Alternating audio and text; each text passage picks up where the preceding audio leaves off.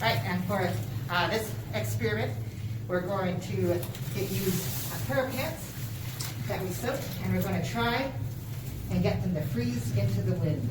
So, I'll be outside. Current temperature is 22 below zero with winds from the west at about 80 miles an hour, gusting it to the mid 90s. So, come on in, come on out.